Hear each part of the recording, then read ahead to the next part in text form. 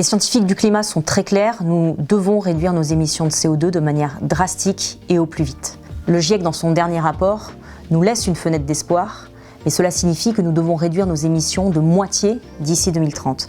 La bonne nouvelle, c'est que l'essentiel des technologies nécessaires à cette transition existent déjà, et la plupart sont déjà compétitives économiquement. Ce qu'il nous faut donc, c'est augmenter les investissements dans la transition avec pour objectif de les tripler d'ici 2030. Candriam, en tant qu'investisseur engagé sur le climat, se doit donc d'accompagner cette transition. Ça fait aujourd'hui plus de 15 ans que chez Candriam, nous intégrons la question climatique à nos investissements. L'objectif aujourd'hui, avec cette stratégie net zéro, c'est véritablement d'accélérer cet engagement avec de nouveaux objectifs et une intégration systématique de la question climatique à la façon dont on investit.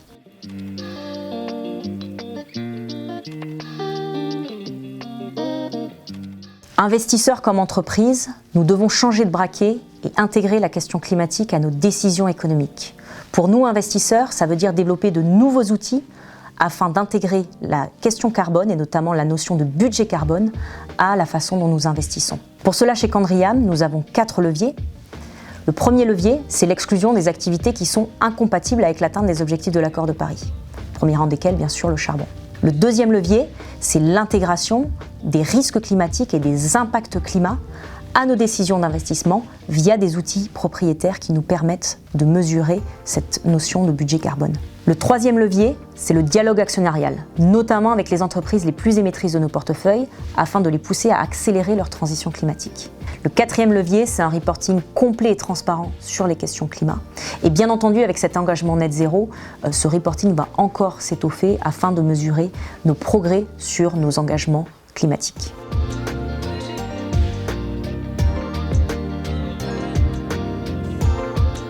Alors nous avons pris 4 objectifs d'ici 2030 qui vont largement accélérer l'intégration du climat à nos investissements. Le premier objectif, c'est d'avoir 50% de nos émissions financées, c'est-à-dire l'empreinte carbone de nos investissements, qui soient dans des entreprises considérées comme net zéro ou alignées avec une trajectoire net zéro, selon notre méthodologie interne qui se base sur les standards les plus stricts et les plus transparents. Le deuxième objectif, c'est réduire l'intensité carbone moyenne pondérée de nos portefeuilles de 50% d'ici 2030. Alors bien sûr, cela ne veut pas dire désinvestir des secteurs les plus émetteurs, parce que ce sont aussi ces secteurs-là qui sont prioritaires à décarboner, mais ça veut dire choisir les entreprises dans ces secteurs qui ont une stratégie de décarbonation cohérente et ambitieuse afin de remplir nos objectifs de décarbonation. Le troisième objectif, c'est conduire des initiatives d'engagement avec les entreprises les plus émettrices de nos portefeuilles, représentant au moins 70% de nos émissions financées. Car c'est aussi via l'engagement que nous pouvons accélérer la transition des entreprises dans lesquelles nous investissons. Le quatrième objectif, c'est mesurer et augmenter la part de nos investissements dans les solutions bas carbone et la transition écologique. Cela passe d'abord par la construction d'outils pertinents pour mesurer quelle est la contribution positive de chaque entreprise au climat. Alors bien sûr, la taxonomie sera une référence, mais nous souhaitons aller plus loin pour mesurer quelle est la contribution climatique réelle et pas seulement le caractère vert d'une activité.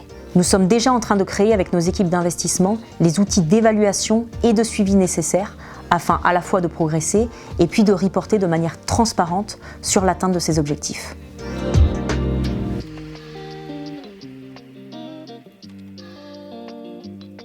Nous avons fait le choix de bâtir une stratégie extrêmement solide et ambitieuse d'intégration du climat à nos investissements. C'est pour cela que nous avons défini un périmètre initial net zéro qui prend en considération tant l'influence que nous avons sur les objectifs de gestion que le positionnement sustainability des fonds.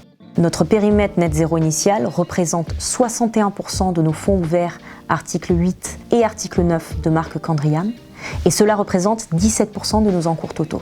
L'objectif, c'est bien évidemment de faire grossir ce périmètre, mais cela ne peut se faire sans un dialogue ouvert et ambitieux avec nos clients et avec nos partenaires. C'est ce dialogue qui est aujourd'hui notre priorité afin de faire croître nos encours net zéro, et nous espérons que notre capacité à démontrer nos progrès et nos impacts sur notre périmètre initial seront un argument fort dans nos discussions avec nos parties prenantes.